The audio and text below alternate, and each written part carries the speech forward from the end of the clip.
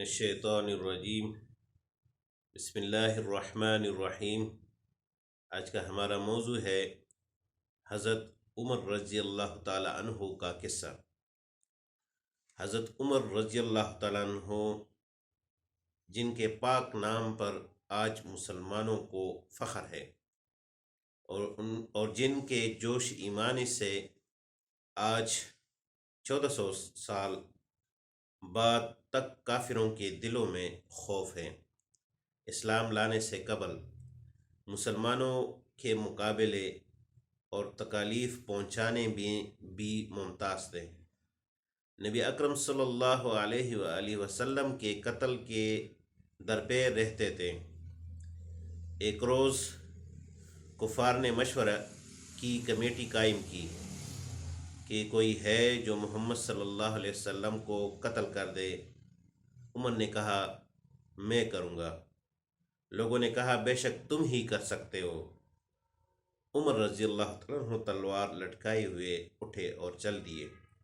اسی فکر میں جا رہے تھے کہ ایک صاحب قبیلہ زہرہ کے جن کا نام حضرت سعد بن ابی وقاص رضی اللہ تعالیٰ عنہ ہے اور بعضوں نے اور صاحب لکھے ہیں، ملے۔ انہوں نے پوچھا کہ عمر رضی اللہ تعالی عنہ کہاں جا رہے ہیں؟ کہنے لگے کہ محمد صلی اللہ علیہ وآلہ وسلم کے قتل کی فکر میں ہوں، نعوذ باللہ۔ سعد رضی اللہ تعالیٰ عنہ نے کہا کہ بنو ہاشم اور بنو زہرہ اور بنو عبد مناف سے کیسے مطمئن ہو گئے؟ وہ تم کو بدلے میں قتل کر دیں گے۔ اس جواب پر بگڑ گئے اور کہنے لگے کہ معلوم ہوتا ہے تو بھی دین یعنی مسلمان ہو گیا، لا پہلے تجھی کو نمٹا دوں۔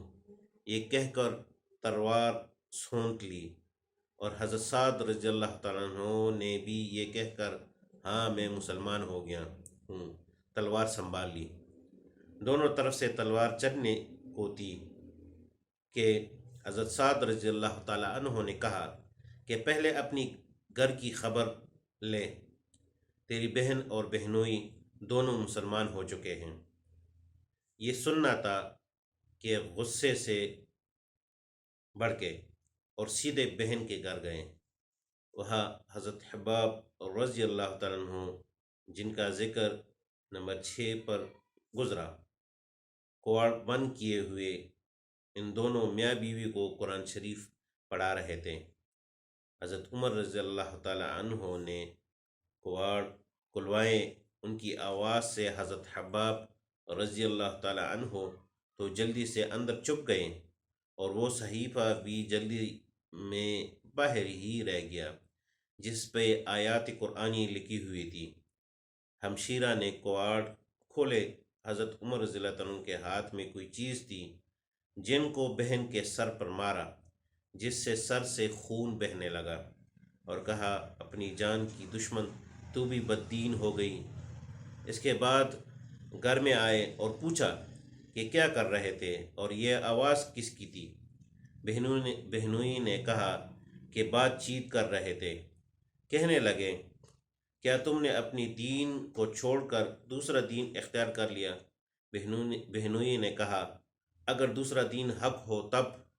یہ سننا تھا کہ ان کی داڑھی پکڑ کر کھینچی اور بے تحاشا ٹوٹ پڑے اور زمین پر گرا کر خوب مارا۔ بہن نے چھڑانے کی کوشش کی تو ان کے منہ پر ایک تماچا اس زور سے مارا کہ خون نکل آیا۔ وہ بھی آخر عمر ہی کی بہن تھی۔ کہنے لگی کہ عمر ہم کو اس وجہ سے مارا جاتا ہے کہ ہم مسلمان ہو گئے ہیں۔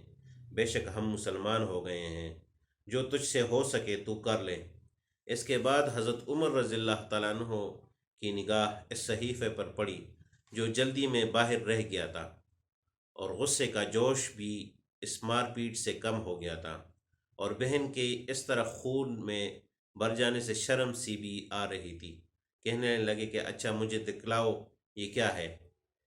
بہن نے کہا کہ تو ناپاک ہے اور اس کو ناپاک ہاتھ نہیں لگا سکتے۔ ہر چند اصرار کیا مگر وہ بے وضو اور غسل کے دینے کو تیار نہ ہوئے۔ حضرت عمر رضی اللہ تعالیٰ عنہ نے غسل کیا اور اس کو لے کر پڑھا۔ اس میں سورۃ طٰہٰ لکھی ہوئی تھی۔ اس کو پڑھنا شروع کیا اور اننی انا اللہ لا الہ الا انا فاعبدونی واقم الصلاۃ لذکری تک پڑھا تھا کہ حالت ہی بدل گئی۔ کہنے لگے کہ اچھا مجھے بھی محمد صلی اللہ علیہ وآلہ وسلم کی خدمت میں لے چلو۔ یہ الفاظ سن کر حضرت حباب رضی اللہ تعالیٰ عنہ اندر سے نکلے اور کہا کہ اے عمر رضی اللہ تعالیٰ عنہ، تجھے خوشخبری دیتا ہوں کہ کل شب پنجشنبہ میں حضور اقدس صلی اللہ علیہ وسلم نے دعا مانگی تھی کہ یا اللہ، عمر اور ابو جہل میں جو تجھے زیادہ پسند ہو اس سے اسلام کو قوت عطا فرما۔ یہ دونوں قوت میں مشہور تھے۔ معلوم ہوتا ہے کہ حضور صلی اللہ علیہ وسلم کی دعا تمہارے حق میں قبول ہو گئی۔